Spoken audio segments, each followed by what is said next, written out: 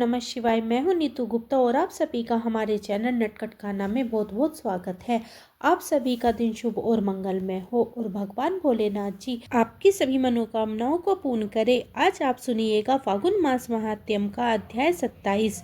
श्री मार्कंडेय जी कहते हैं, राजन, सर्ग, प्रतिशत, वंश, मान्यवंतर और वंशानुचरित्र ये पुराण के 5 लक्षण हैं। कलयुग में मनुष्य प्राय असमर्थ और अल्पजीवी होंगे, बुद्धिहीन तथा दुराचार परायण होंगे। सब साध्य फटकार, तप और यज्ञ आदि कोई भी सत्कर्म करके उनके द्वारा नहीं होगा। वे स्त्रियों में कामना रखने वाले और विषयलोलुप्त होंगे। ब्राह्मण सकाम भाव से ही कर्म करने वाले और याचक होंगे, सदा दान लेंगे और परिवार के भक्षण पोषण में ही आसक्त रहेंगे। स्त्रियों के प्रति आसक्ति होने के कारण वे आत्मा को नहीं जानेंगे। धर्मिष्ठ और तपस्वी भी कुकर्म करेंगे। कलिकाल आने पर अधिकांश लोग वाम मार्गी और दिगंबर हो जाएंगे। सब प्रजा एवं वर्ण के हो जाएंगी। राजा मलछे होंगे। हीन युग आने पर जब भगवान विष्णु का बौद्ध अवतार होगा, तब मनुष्य अल्पायु, अल्पवीर्य तथा अल्प पराक्रमी होंगे।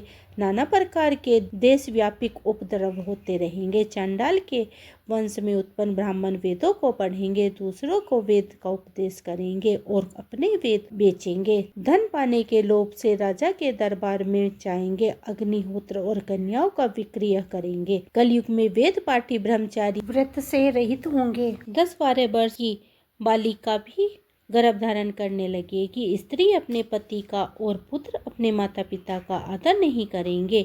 बहू सास की और पुत्री माता की बात नहीं मानेंगी। यह सब बातें यहाँ संक्षेप में बताई गई हैं। हे युधिष्ठिर, एक दिव्य कथा श्रवण करो जो सब पापों का नाश करने वाली है। पूर्व काल में वसुधा नाम वाली एक चक्रवर्ती राज्य थे।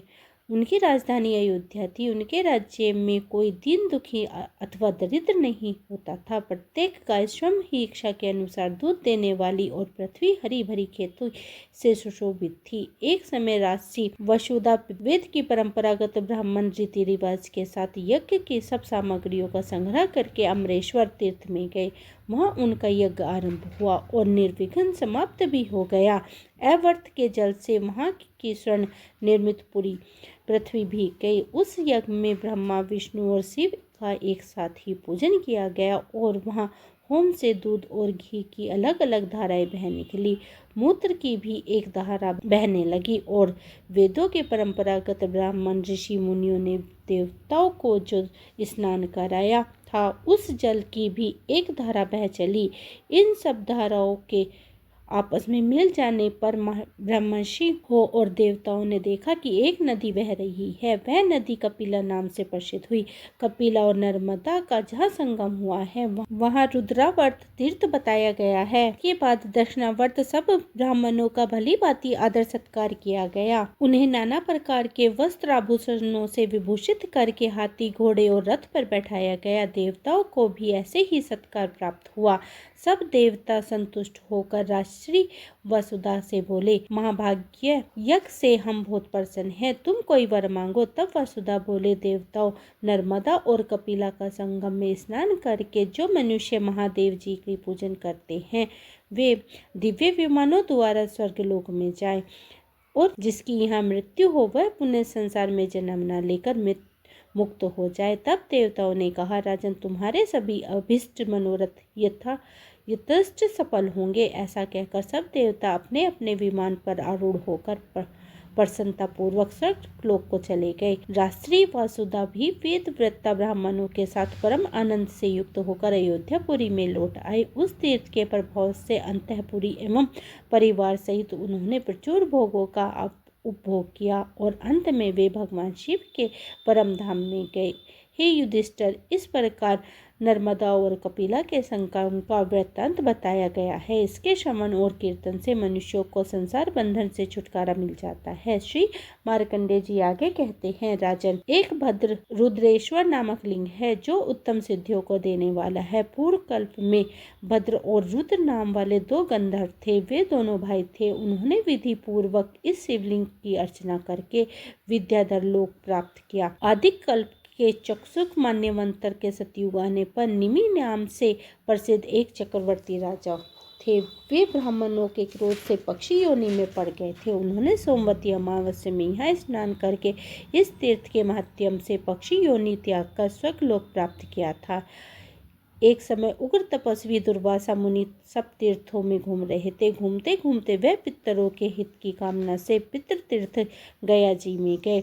वहाँ स्नान करके महादेव जी तथा ब्रह्मा जी की पूजन करने के बाद उन्होंने कुशा और तिल युक्त जलाशय तथा पिंड पितरों के लिए अर्पण किए। पिंड दान करके दुर्वासा जी ने मुनियों से कहा, मुनीश्वर, मैंने सुना है कि इस तीर्थ में पितर लोग उपस्थित होकर अपने हाथ से पिंड ग्रहण करते हैं। वह बात आज मैं नहीं देखता, अतः मेरा तो तीर्थ यात्रा व्यर्थ हो गई। मुनि बोले, अमावस्या को यहाँ दिया हुआ पिंड पितर लोग अपने हाथ में लेते हैं, अतः आप अमावस्या तक प्रतीक्षा कीजिए। दुर्वासा जी ने कहा, अब ना तो यहाँ पिंड दूंगा और ना ही स्नान एवं दान ही करूंगा। इसके बाद उन्होंने मुनिवर एरंड से कहा, आप क्यों अपने शरीर को कलेश दे रहे हैं? कमंडल हाथ में लेकर ओमकार तीर्थ और नर्मदा नदी की यात्रा कीजिए। ऐसा कहकर दुर्वासा मुनि ऋषियों के साथ अमरकंटक पर्वत पर आए और ओमकारेश्वर की पूजा करके उनका इस प्रकार संतन किया। दुर्वासा जी बोले, काल स्वरूप महादेव जी को नमस्कार है, त्रिमूर्तिधारी शिव को नमस्कार है, अव्यक्त और व्यक्त स्वरूप अनंत अनंती गामी भगवान शंकर को नमस्कार है, ऋग्वेद वेदा और संवेद जिसका स्वरूप है उन सर्वज्ञ शिव को नमस्कार है, भवक उमाकांत आपको नमस्कार है, कल्याणकारी सुखदाता भव को नमस्कार है, मंगलकारी शंकर को नमस्कार है, तीन नेत्रों वाले आपको नमस्कार है, अर्थ चंद्रधारी श्रीकंठ और नीलकंठ को नमस्कार है, सर्पों के भूषण धारण करने वाले त्रिशूलधारी रुद्र को नमस्कार है, पिनक धनुष धारण करने वाले महादेव जी को नमस्कार है। प्रभु, आप सर्व स्वरूप और चराचर जगत स्वरूप हैं, आपको नमस्कार है। सर्वेश्वर, इस लोक और परलोक में मेरे अपराध को आप क्षमा करें। देवेश्वर, उमापति, आपके समान दूसरा कोई नहीं है। यह दिव्य स्तुति सुनकर ओमकार स्वरूपधारी भगवान शिव बोले, महाभागा, तुम वर मांगो। दुर्वासा ने कहा, देव, यह तीर्थ गया के समान हो जाए। तब भगवान ओमकार बोले, तपोधन, मेरे प्रसाद से यह तीर्थ आज से ही गया तुल्य हो जाएगा। इस प्रकार वरदान पाकर ब्रह्म ऋषि दुर्वासा अमरकंटक के पूर्व भाग में मुनियों के साथ रहने लगे। मार्कंडे जी कहते हैं, महाभागा, इसके बाद नर्मदा तट पर विद्यमान शाल्य और विश्व तीर्थ में जाए। वहाँ स्नान करके मनुष्य स्वर्ग लोक को जाता है। उस तीर्थ में अतिशय उत्तम यज्ञेश्वर तथा धूपेश्वर लिंग है, उनको सिद्धदाता और मोक्षदाता जानो। इस तीर्थ में तिल और जल का तर्पण करने से पितर सूर्य, चंद्रमा और नक्षत्रों की स्थिति काल तक तृप्त रहते हैं। राजन, सूर्यवंश में भरत नाम से प्रसिद्ध एक राजा राज्य करते थे, जो संपूर्ण पृथ्वी का शासन करते थे। एक समय राजा भरत ने यज्ञ कर्म से तत्पर होकर भृगु पर्वत के दक्षिण भाग में 10 योजन विस्तार यज्ञ भूमि निर्मित करवाई, जो पुंड और यज्ञ के मंडप से सुशोभित थी। यज्ञ के सब सामग्रियों से संपन्न होकर वेद मंत्रों के उच्चारण की ध्वनि से आकाश और पृथ्वी को गूंजा। महाराज भरत ने यज्ञ आरंभ किया। उन्होंने होम से सप्तलोकवासी देवताओं को तृप्त किया। इस प्रकार अमित तेजस्वी राजा का यज्ञ अभी चल ही रहा था कि उसका विध्वंस करने के लिए भयानक रूप वाले राक्षस मालवन, सुमाली, सुकेसी, शंख और दूषण आदि सहस्त्र की संख्याओं में आ धमके और उन्होंने यज्ञ की समस्त वस्तुएं नष्ट भ्रष्ट कर डाली। सब देवता भाग चले, ऋग्वेद मार गिराए गए। इस प्रकार राक्षसों द्वारा उस यज्ञ को नष्ट किया जाने पर राजा भरत आहुति से प्रज्वलित हुए, अग्नि की भांति क्रोध से जलकर उठे और समस्त राक्षसों का उन्होंने संहार कर डाला। इसके बाद अपने ब्राह्मण ऋग्वेद को राक्षसों द्वारा भयभीत, धराशायी तथा मारे गए देखकर उन्हें बड़ा शोक हुआ। वे देव मंत्री बृहस्पति जी से बोले, ब्राह्मण, आप सब देवताओं के गुरु, तीनों कालों की बातें जानने वाले हैं तथा त्रिवेद वेता हैं। देवकंटक राक्षसों ने मेरे लिए आए हुए इन ब्राह्मणों की हत्या कर डाली है।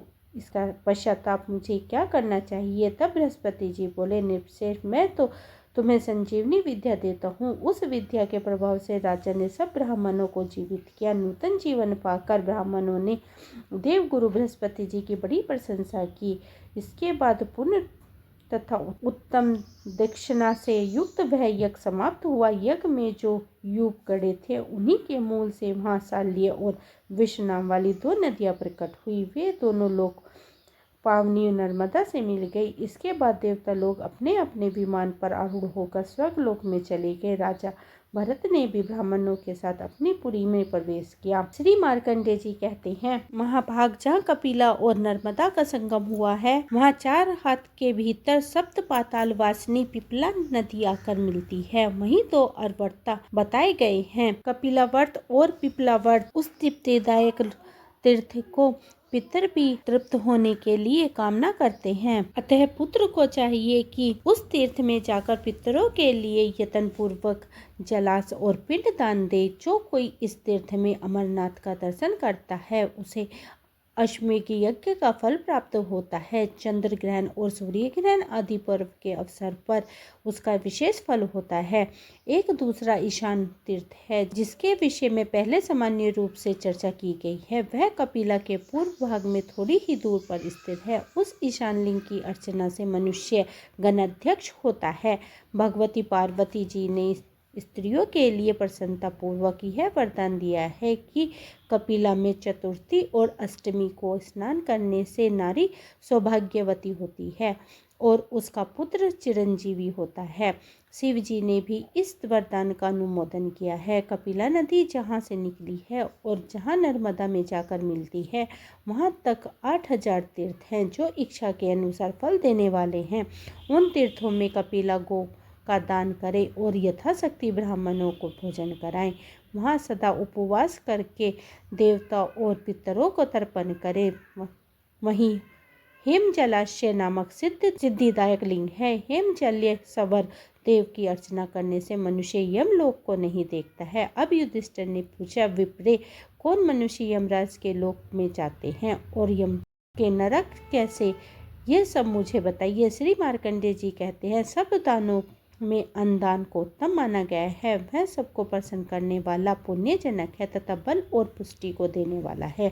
तीनों लोकों में अन्नदान के समान दूसरा कोई दान नहीं है। अन्न से ही प्राणी उत्पन्न होते हैं और अन्न का अभाव होने पर मर जाते हैं। शरीर में रक्त, मांस, मज्जा और वीर्य ये सब अन्न से ही बनते हैं, इसलिए संपूर्ण जगत अन्नमय है। स्वर्ण, रतन, अश्व, हाथी, स्त्री, माला और चंदन आदि भोग सामग्रियों से भी अन्य भोजन के समान सुख नहीं मिलता। युधिष्ठिर, इस कारण अन्नदान महान पुण्यदायक है। अन्नदान को प्राणदाता कहा गया है, अतः सदा ही अन्नदान करना चाहिए। इस लोक में और परलोक में अन्नपान आदि से जो कुछ भी ऐश्वर्य है वह सब अन्नदान का ही है। फल बताया गया है। जो पापी मनुष्यों को कर्म करते हैं और ऐसे दान से मुंह मोड़ते हैं, वे अत्यंत भयानक दक्षिण मार्ग से यमलोक को जाते हैं। यह यमलोक सब ओर से 86 योजन विस्तृत है। वहाँ नाना प्रकार के भयानक रूप धारण करने वाले यमदूत रहते हैं और उन्हीं के कारण वहाँ वह पूरी बड़ी भयानक प्रतीत होती है। दुष्ट आत्माएं, क्रूर एवं पापी पुरुषों के लिए यमपुरी दूर होने पर भी निकट सी ही प्रतीत होती है। वे तीखे कांटों से युक्त, कंकड़ पत्थरों से विभूषित, करछी की धार से आश्रित और तीक्ष्ण पत्थरों से निर्मित मार्ग से यात्रा कराते हैं। कहीं लकड़ी चीरने वाले यातक आरे से और कहीं लोहे की भयंकर सुई से वे रास्ते भरे होते हैं।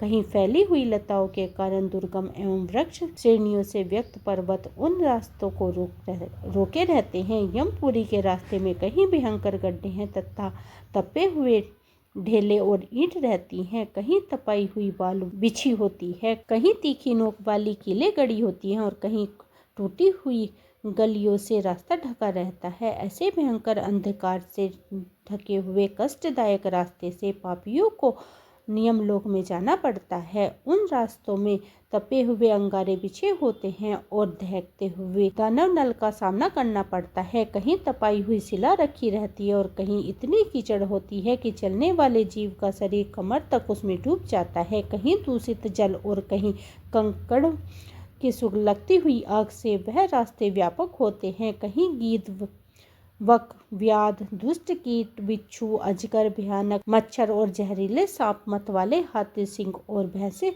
आदि जीवों से यमपुरी का रास्ता भरा होता है। इस प्रकार यमलोक का मार्ग संतापपूर्ण, भयंकर, दुष्कर्म तथा विश्राम रहित होता है। वह सब दुखों का आश्रय तथा कष्ट प्रदायक होता है। यम की आज्ञा का पालन करने वाले महाघोर यमदूत उसी मार्ग से यमपल पूर्वक पापियों को ले जाते हैं। वे सभी जीव अकेले, पराधीन तथा मित्र और बंधुओं से रहित होते हैं। अपने कुकर्मों के लिए बार बार शोक करते हैं और दगत होकर रहते हैं। वे प्रेतों और भूतों के साथ होते हैं। उनके कंठ तालु और होठ सूखे रहते हैं। शरीर दुर्बल और मन अत्यंत भयभीत होता है। उन्हें बार बार आग से जलाया जाता है। कोई कांचों से बांधे होते हैं, कुछ पापी गंदगी में डूबे रहते हैं और कुछ प्रचंड बलवान यमदूतों द्वारा जलाए और खींचे जाते हैं। किसी को छाती में, किसी के मुंह के नीचे से भाग में और किसी के बालों में रस्सी बांधकर घसीटा जाता है। कितने ही जीवों की ललाट में बांध धंसाकर उसे खींचा जाता है। कितनों को उन्नात लेट कर उसे दुर्गम मार्ग पर घसीटते हुए ले जाया जाता है।